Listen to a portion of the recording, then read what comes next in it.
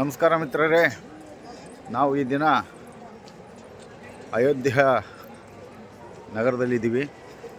ಶ್ರೀ ರಾಮ ಜನ್ಮಭೂಮಿ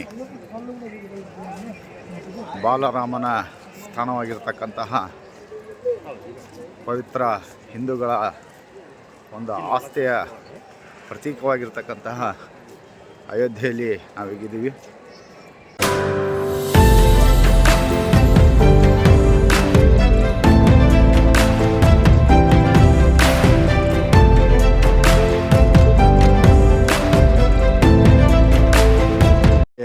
ನೋಡ್ಬೋದು, ಇದು ಅಯೋಧ್ಯೆಯ ರೈಲ್ವೆ ನಿಲ್ದಾಣ. ಈ ರೈಲ್ವೆ ನಿಲ್ದಾಣನೇ ಪ್ರಾಯಶಃ ದೇವಸ್ಥಾನದ ಮಟ್ಟಿಗೆ ನಮಗೆ ಹೊರಗಡೆಯಿಂದ ಕಾಣಿಸ್ತಿರ್ಬೋದು. ಆ ಒಂದು ಶೈಲಿಯಲ್ಲಿ, ಮಂದಿರದ ಶೈಲಿಯಲ್ಲಿಯೇ ಈ ದೇವಸ್ಥಾನದ ನಿರ್ಮಾಣ ಆಗಿದೆ. ಏನೋ ಒಂದು ಮಾತಿದೆ, ರಾಮನ ಏನೋ ನಗರಿ ಇದೆ, ಅಲ್ಲಿ ಪ್ರತಿ ಕಲ್ಲು ಸಹ, ಒಂದು ಪ್ರತಿ ಕಣವು ಸಹ ರಾಮನ ಹೆಸರನ್ನು ಹೇಳುತ್ತೆ ಅನ್ನೋ ಏನು ಭಾವ ಮೂಡುತ್ತಲ್ಲ, ಅದೇ ರೀತಿ ಈ ನಗರದಲ್ಲಿ ಕಾಲಿಟ್ಟ ಮೇಲೆ ನಮಗೆ ಆ ರೀತಿ ಅನ್ನಿಸುತ್ತೆ. ಅದೇ ರೀತಿಯ ಒಂದು ಇದನ್ನು ತಾವಿಲ್ಲಿ ಗಮನಿಸ್ಬೋದು, ರೈಲ್ವೆ ನಿಲ್ದಾಣವನ್ನು.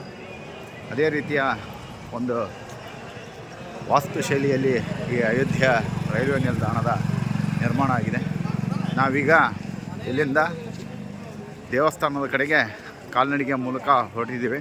ಇಲ್ಲಿನ ಸುಮಾರು 500 ಮೀಟರ್ ದೂರದಲ್ಲಿ ಅಯೋಧ್ಯೆಯ ಶ್ರೀರಾಮನ ಮಂದಿರ ಇದೆ ಅಂತ ಹೇಳಿದರು. ಈಗ ಆ ಕಡೆಗೆ ನಮ್ಮ ಪ್ರಯಾಣ ಸಾಗ್ತಾ ಇದೆ. ಈಗ ನಾವು ರಾಮ ಮಂದಿರದ ಒಳಗಡೆಗೆ ಪ್ರವೇಶವನ್ನು ಮಾಡ್ತಾಯಿದ್ದೀವಿ. ಪ್ರಾಯಶಃ ಒಳಗಡೆ ಹೋದ್ಮೇಲೆ ವಿಡಿಯೋ ಚಿತ್ರೀಕರಣ ಮಾಡಲು ಸಾಧ್ಯ ಆಗೋದಿಲ್ಲ. ಆದ್ದರಿಂದ ಈಗಲೇ ನಾನು ಇದನ್ನು ತೋರಿಸುವಂಥ ಪ್ರಯತ್ನವನ್ನು ಮಾಡ್ತಾಯಿದ್ದೀನಿ.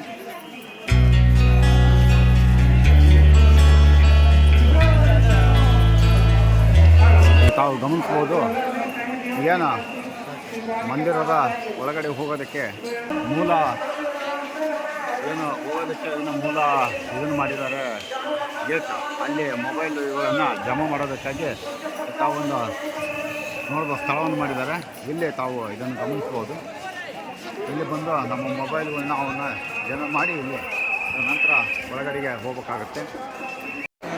ನಮಸ್ಕಾರ ಮಿತ್ರರೇ, ತಾವಿಲ್ಲಿ ಗಮನಿಸ್ಬೋದು, ಶ್ರೀರಾಮ ಮಂದಿರದ ದರ್ಶನವನ್ನು ತಾವಿಲ್ಲಿ ಕಾಣ್ಬೋದು.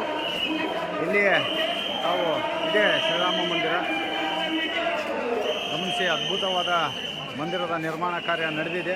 ಇನ್ನೂ ಸಹ ಮಂದಿರ ನಿರ್ಮಾಣ ಕಾರ್ಯ ಆಯ್ತಿದೆ.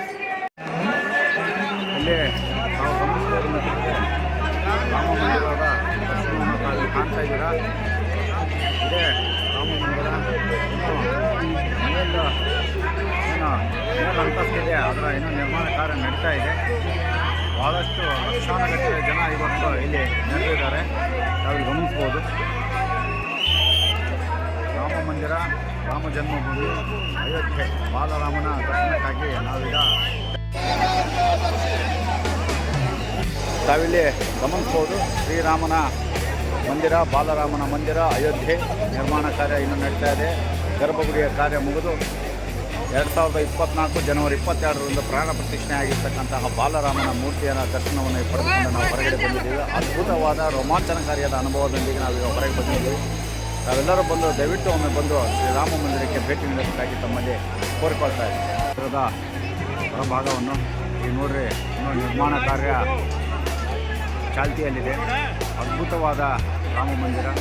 ಒಳಗಡೆ ತಾವು ಬಂದು ಬಾಲರಾಮನ ದರ್ಶನ ಮಾಡಿದರೆ ಪ್ರಾಯಶಃ ನಿಮ್ಮ ಜೀವನದಲ್ಲಿ ಆಗಿರೋದಂತಹ ಒಂದು ಅನಂತ ಆನಂದದ ಅನುಭವವನ್ನು ಇಲ್ಲಿ ತಾವು ಪಡೆಯಬಹುದು. ನಿಜವಾದ ನಾವೇನು ಭಾರತೀಯರು ಏನಿದ್ದೀವಿ, ಭಾರತೀಯರ ಸಾವಿರಾರು ವರ್ಷಗಳ ಒಂದು ಏನು ಆಸೆ ಇತ್ತು, ಆ ಆಸೆಯನ್ನು ಈಡೇರಿಸಿದಂತಹ, ಆ ಆಸೆಯ ಸಾಕಾರವಾಗಿರ್ತಕ್ಕಂತಹ ಒಂದು ಕಾಲಘಟ್ಟದಲ್ಲಿ ನಾವೆಲ್ಲ ಇದ್ದೀವಿ. ಹಾಗಾಗಿ ಇಂತಹ ಕಾಲಘಟ್ಟದಲ್ಲಿರ್ತಕ್ಕಂಥ ನಾವುಗಳು ಬಂದು ಈ ಶ್ರೀರಾಮ ಬಾಲರಾಮನ ದರ್ಶನವನ್ನು ಪಡೆದು ಈ ರಾಮ ಜನ್ಮ ಭೂಮಿ, ಈ ರಾಮ ಮಂದಿರದ ನಿರ್ಮಾಣಕ್ಕಾಗಿ ಸಹಸ್ರಾರು ಜನ ತಮ್ಮ ಪ್ರಾಣವನ್ನು ಕಳೆದುಕೊಂಡಿದ್ದಾರೆ. ಅಂತಹ ಒಂದು ಪ್ರಾಣಗಳ ಒಂದು ವೀರ ಮರಣವನ್ನು ಪಡೆದಿರ್ತಕ್ಕಂತಹ ಅಂತಹ ಹಲವಾರು ವೀರ ಮರಣಗಳಿಗೆ ವೀರರಿಗೆ ಸಾಕ್ಷೀಭೂತವಾಗಿ ನಿಂತಿರ್ತಕ್ಕಂತಹ ಈ ರಾಮ ಮಂದಿರವನ್ನು ನಾವು ನೋಡಿದ್ರೆ ನಾನು ಹೇಳ್ತೀನಿ, ದಯವಿಟ್ಟು ಜೀವನದಲ್ಲಿ ಇದನ್ನೊಮ್ಮೆ ಕಣ್ತುಂಬಿಕೊಳ್ಳಿ. ಪ್ರಾಯಶಃ ಇದನ್ನು ನೋಡ್ಬೇಕಂತಲೇ ಸಾವಿರಾರು ಜನ, ಲಕ್ಷಾನುಗಟ್ಟಲೆ ಜನ ಈಗಾಗಲೇ ತಮ್ಮ ಪ್ರಾಣವನ್ನು ಕಳೆದಿದ್ದಾರೆ.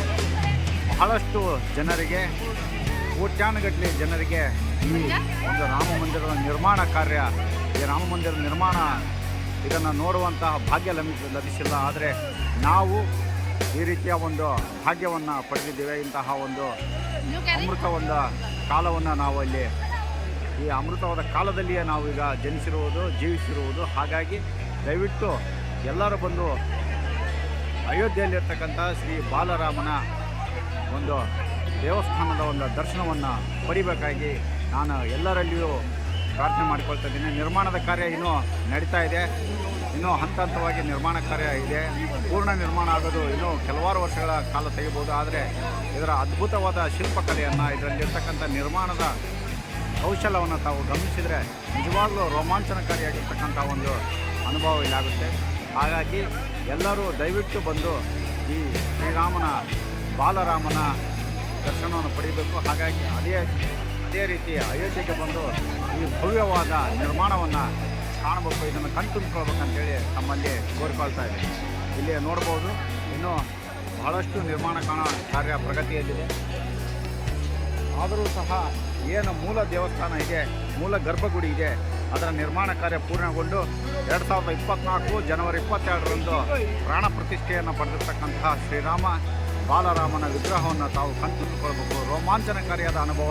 ಪ್ರಾಯಶಃ ಬಹಳಷ್ಟು ಕಡಿಮೆ ಕೆಲವು ಘಟನೆಗಳು ಮಾತ್ರ ಬಹಳಷ್ಟು ರೋಮಾಂಚನಕಾರಿಯಾಗಿರ್ತದೆ. ಅಂತಹ ಘಟನೆಗಳ ಪೈಕಿ ಶ್ರೀ ಬಾಲರಾಮನ ದರ್ಶನ ಅಂತಕ್ಕಂಥದ್ದೇ ಒಂದು ಅದ್ಭುತವಾದ ರೋಮಾಂಚನಕಾರಿಯಾದ ಅನುಭವ. ಅದನ್ನು ಕಣ್ತುಂಬಿಕೊಳ್ಳುವುದೇ ನಿಮ್ಮೆಲ್ಲರ ಸೌಭಾಗ್ಯ. ಹಾಗಾಗಿ ದಯವಿಟ್ಟು ಒಮ್ಮೆ ಬಂದು ಅಯೋಧ್ಯೆಯ ಶ್ರೀ ರಾಮ ಮಂದಿರಕ್ಕೆ ಬಂದು ಬಾಲರಾಮನ ದರ್ಶನವನ್ನು ಪಡಿಬೇಕಾಗಿ ಕೇಳ್ಕೊಳ್ತಾ ಇದ್ದೀನಿ.